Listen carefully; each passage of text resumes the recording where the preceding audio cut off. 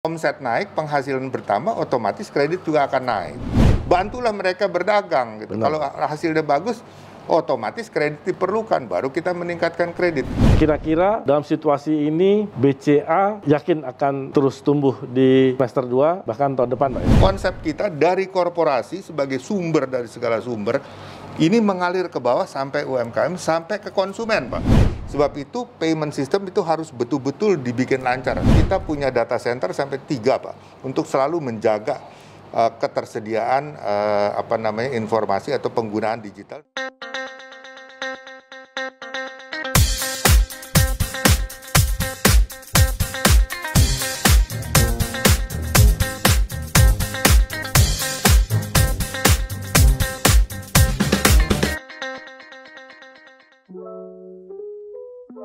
Para Sobat Rakyat Merdeka, sekarang ini saya sedang bersama Presiden, Direktur, dan CEO BCA, Bapak Yahya Setiaatmaja.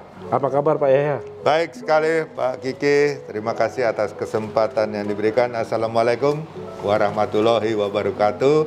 Shalom, salam sejahtera, Om Swastiastu. Terima kasih Pak atas kesempatan. Sama-sama Pak, terima kasih juga. Apresiasi dari rakyat merdeka juga luar biasa. Terima kasih saya ucapkan. Begini Pak, kalau kita lihat selama masa pandemi, sampai sekarang ini pandemi sudah melandai, BCA itu survive Pak. Ya, BCA tetap tumbuh, tetap melayani masyarakat, tetap memberikan pinjaman, artinya tetap mendorong ekonomi di lapisan paling bawah itu bergerak. Ya.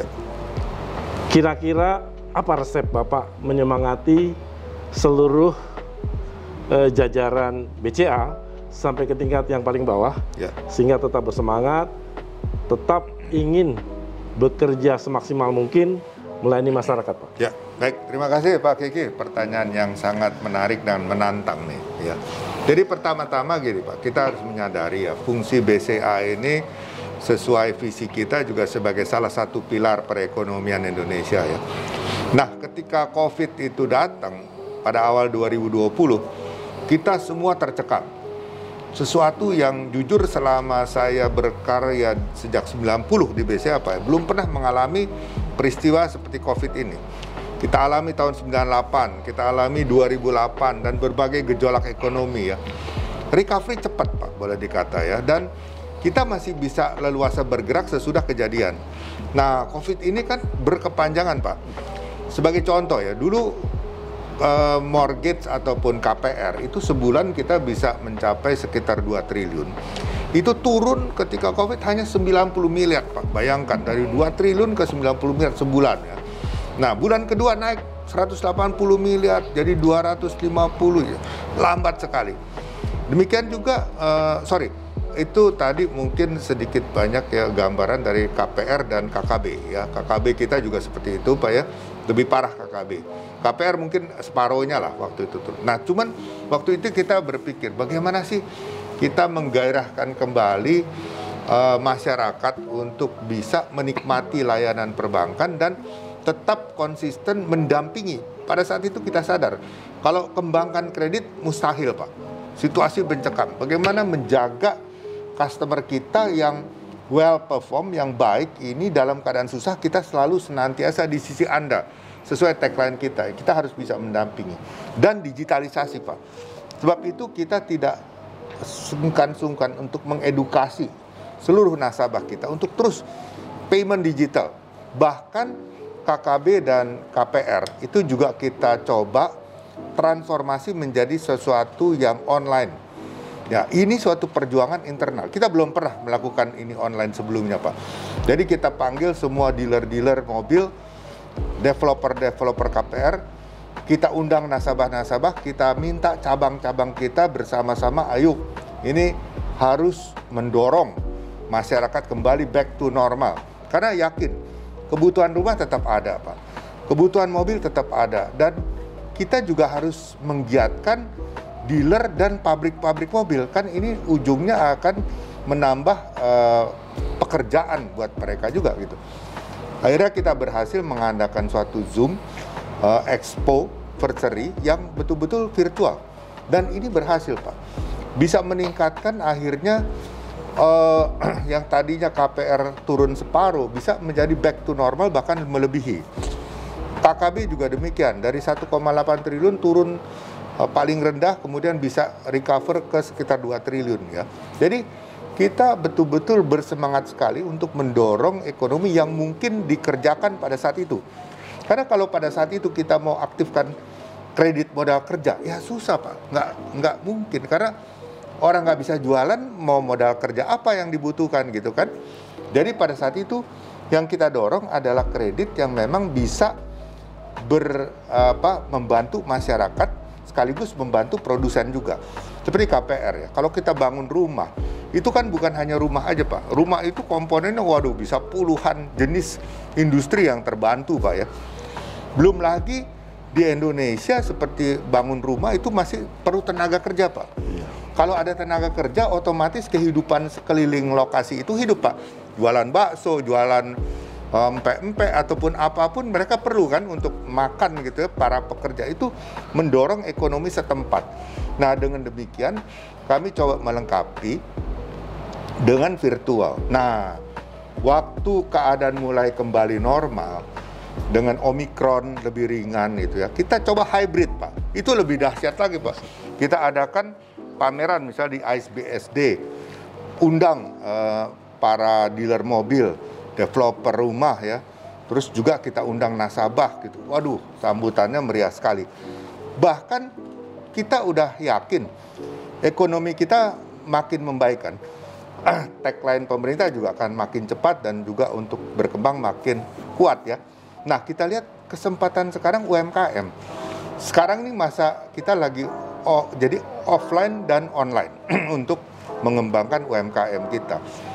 Beberapa hari di Gandaria City kita undang beberapa nasabah UMKM, mereka berjualan, aduh sambutan masyarakat luar biasa Pak. Berdatangan penuh, saya sendiri datang ya, ketemu dengan para pengusaha langsung juga ya.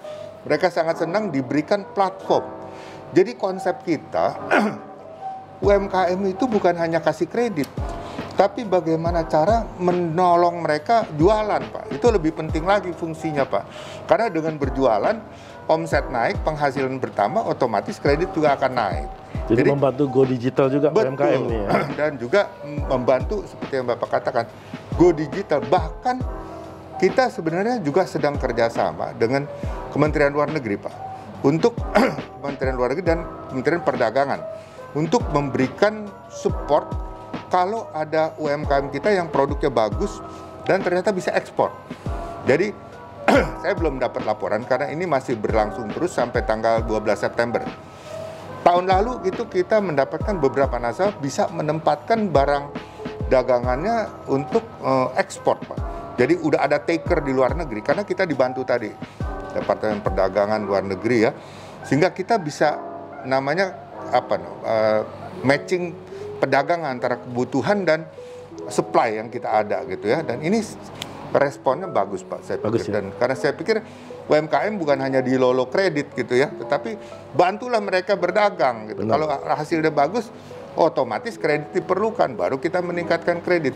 Kira-kira gitulah pengalaman kita. Jadi Bapak menyiapkan platform, iya Pak, sehingga mereka bisa go digital.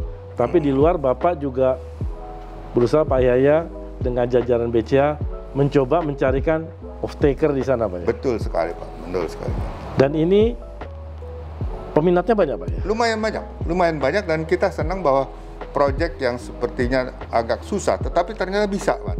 Segala sesuatu kan harus dirintis dari kecil Pak ya. Nanti kalau sudah ada modelnya, tinggal di roll out. Nah ini kita harapkan sejak pengalaman tahun lalu, tahun ini, ke depan kita akan terus kembangkan model seperti itu. Jadi pandemi COVID ini justru mendorong seluruh jajaran BCA untuk lebih cepat lagi go digital. Betul sekali Pak. Sekaligus membantu UMKM dalam hal ini, juga job creation di industri otomotif dan real estate. Iya Pak. Karena kita di korporasi kan juga cukup strong ya. Di konsumen, kredit konsumen juga tadi kita coba kembangkan terus. Di samping tentunya UMKM. Dan sampai hari ini untuk KKB itu luar biasa Pak ya? Bagus, bagus Kak. Kendala KKB itu adalah supply chip.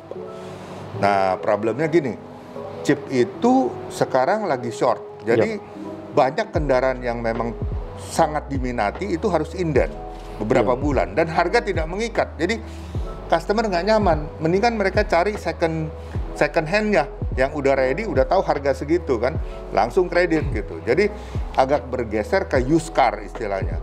Karena supply yang ketahan, tapi berangsur kelihatannya mulai membaik Pak. Jadi ya itu kendalanya, bukan karena marketingnya atau dananya, itu kita udah sediakan. Jadi supply side-nya. Ini kan kalau kita lihat dampak dari krisis global ini mulai dirasakan negara-negara di Asia, termasuk Asia Tenggara. Memang Indonesia dalam posisi yang masih cukup tangguh karena kita punya mineral, kita punya batu bara, kita punya sawit. Batu bara, sawit. Juga ini Pak, seperti nikel, bauksit, ya itu juga kan bahan untuk baterai. Ya itu kelihatannya mulai diminati tuh, itu meningkat terus. Tembaga juga ya, saya pikir itu. Dan diperkirakan konflik ini masih cukup lama, artinya belum tahu kapan akan selesai. Ya betul Pak. Tapi dengan posisi BCA sekarang terus mendorong UMKM, artinya meningkatkan kualitas produk, termasuk tadi dengan membuka akses pasar juga ke pasar dunia. Kira-kira dalam situasi ini BCA yakin akan terus tumbuh di semester 2 bahkan tahun depan Pak ya? Ya Pak, jadi kita yakin, hakul yakin Pak, karena ini korporasi kita bagus sekali, ya sampai 19% year on year growth-nya. Dan yakin korporasi itu seperti sumber air Pak. Hasil produk korporasi itu akan turun ke agen-agen besar, turun ke agen-agen menengah kecil, dan menyebar ke UMKM. Jadi kalau kita bicara industri end to end, nggak bisa hanya fokus UMKM. Kita lihat alirannya, karena fokus UMKM aja, kalau mereka cuman import barang import yang dijual, kan bukan sesuatu yang kita inginkan. Kita ada program Bangga Lokal, kita dukung proyeknya Pak Luhut ya. Kita juga ada beberapa kali ikut Pak untuk mengembangkan ini. Jadi konsep kita dari korporasi sebagai sumber dari segala sumber, ini mengalir ke bawah sampai UMKM, sampai ke konsumen Pak. Jadi end to end kita lihat proses. Jadi yakin sekali dengan mobilitas kembali normal. Kita bersyukur tadi Bapak sebutkan dari devisa hasil cukup, dan Bank Indonesia juga sudah melakukan pekerjaan rumah yang luar biasa, menjaga likuiditas tetap ample, menjaga interest rate tetap rendah, dan foreign exchange terjamin. Ya, jadi kalau udah lihat situasinya nyaman, mobilitas sudah kembali normal, apalagi yang diragukan Pak? Kita harus maju terus Pak. Kan BCA tidak hanya membantu industri manufaktur, real estate, tapi juga membantu agroindustri, Pak. Nah ini bagian catatan agroindustri sedikit, ini bagaimana nih, Pak? Nah, catatan sedikit gini. Untuk perkebunan, yes, kita masuk ke macam-macam perkebunan. Pertanian kita memang masih kurang. Kita berencana sesuai juga dengan keinginan dari pemerintah, ayo kita juga coba ke pertanian. Memang kita sedang mempelajari secara matang ya, karena gini, kita harus paham sekali pertanian itu, karena satu, ada cukup banyak subsidi, misalnya pupuk dan lain-lain. Ini kita harus yakin juga untuk supply-nya mencukupi ke daerah-daerah pertanian. Kedua, kita harus mempelajari juga yang namanya El Nino dan La Nina. Nah, ini yang kita belum terlalu berpengalaman nih. BRI akan lebih jauh pengalaman dari saya, tapi kita akan mau belajar Pak, ya, bagaimana deal with pertanian gitu ya. Karena kalau El Nino atau La Nina datang itu biasanya istilahnya apa, pusok atau apa tuh istilahnya, jadi kegagal panen ya. Nah itu kan bagaimana kita bersikap pada suasana-suasana seperti itu ya, kita harus siap Pak.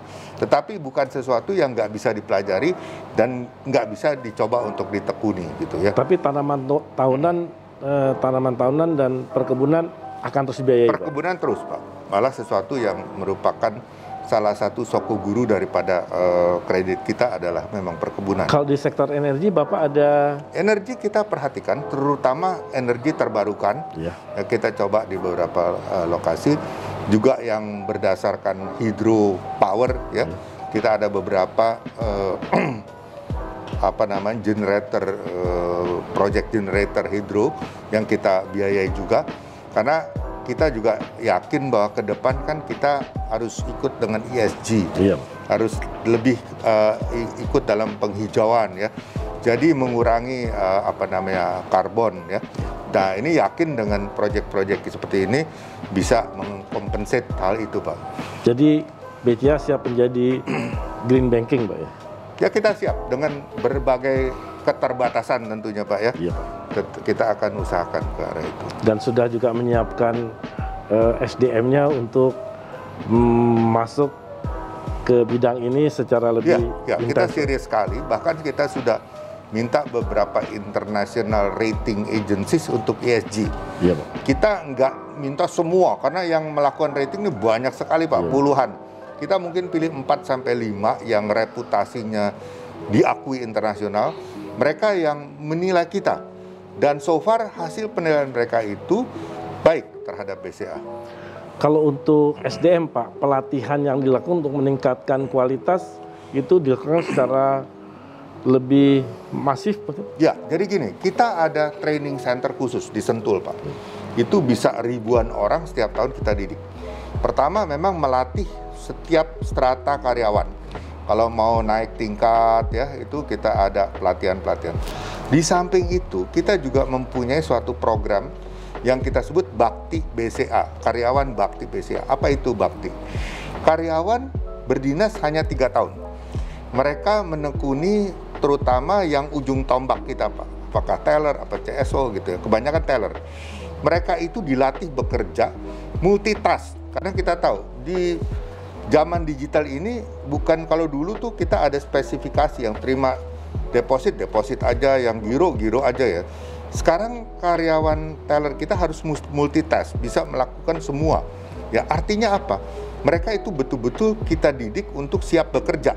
Nah, di Indonesia ini pendidikan formal seperti universitas itu udah banyak, Pak, yang diakui ya. Tetapi yang berpengalaman kerja itu kurang. Nah, kita rela setiap tahun mendidik 3.000 karyawan. Karena total teller kita kurang lebih 8.500. Ini yang dalam 3 tahun harus diputer ya. Karena ada yang sudah habis masa kerja, ada yang baru. Paling tidak setiap tahun tuh 2.500-an kita rekrut baru. Kita didik, Pak. Berapa bulan dididik, mereka siap jadi teller, customer service, kita lepas bekerja. Mereka mendapatkan pengalaman kerja yang luar biasa di BCA, Pak. Itu yang tidak didapatkan di universitas. Jadi lulusan 3 tahun BCA ini nilainya saya pikir sangat berarti. Begitu mereka lepas, yang terbaik kita rekrut sebagai karyawan tetap. Yang di luar yang terbaik itu silahkan mencari kerja, kita kasih uang pisah yang cukup signifikan, dan mereka itu gampang sekali mencari kerja di luar karena pengalaman tadi yang udah dibekali, Pak. Jadi ini misi kita setengah CSR lah sebenarnya, Pak. Ya, di samping mereka dapat gaji tentu di atas UMR, itu pasti, Pak. Dia meningkatkan kualitas SDM nasional. Iya, itu yang kita lakukan, Pak. Jadi terima kasih Pak Yahya telah memberi kesempatan kepada kami untuk berbincang-bincang seputar perkembangan BCA yang mampu berjuang di masa pandemi COVID dan akhirnya pulih lebih cepat, bangkit lebih kuat. Mungkin ada yang sebagai kesimpulan, mungkin ada yang disampaikan, Pak? Ya, jadi begini, Pak, sebagai lembaga perbankan ya, BCA berusaha memediasi dana yang ada untuk dimanfaatkan secara lebih optimal bagi masyarakat. Itu satu yang disebut financial intermediasi. Yang kedua yaitu fungsi payment kita, Pak. Payment itu saya ibaratkan seperti urat darah di badan. Urat darah itu kan nyambung ke jantung, paru-paru, pankreas, usus, lambung, semua, Pak. Nah, kalau aliran darah ini nggak nyampe, orang akan stroke, orang akan jadi alami gangguan.